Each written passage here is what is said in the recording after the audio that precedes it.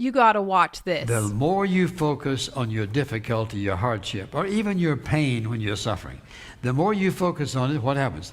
The bigger it gets. Well, I've been going through this, and I've been going through that. And if your friends listen to you and say, oh, I'm so sorry, I feel so sorry for you, the more pity they give you, the bigger it gets, and the bigger it gets, the more you doubt God.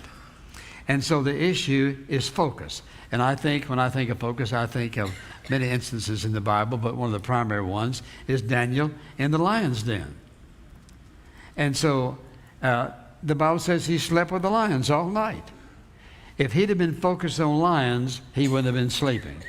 He'd have been over in the corner somewhere, all crouching down, hoping that they wouldn't see him or something. And it brings me back to one of my most favorite illustrations when God just did something for me in one of the most difficult times of my life. It probably was one up to the very top. And this lady came to see me, and she said, I want you to have lunch with me, and then I want to take you up to my apartment and show you something. Well, she was about 70-something, and I was 30-something, so I felt pretty safe. And so we ate lunch, and I went to see her, and I was going through a very difficult time at church. They were doing their best trying to get rid of me. And so we walked in. She said, now, don't sit down. I want to show you something. Walked over and showed me this picture of Daniel in the lion's den. And she said, now, son, I want you to tell me what you see.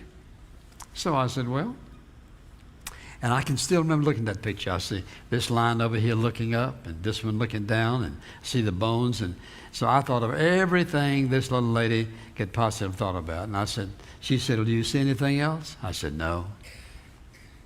She said, if you'll notice. And the picture had all these lines, and Daniel had his hands behind him. He was looking at this ray of light. She said, what I want you to see is Daniel doesn't have his eyes on the lions, but on God.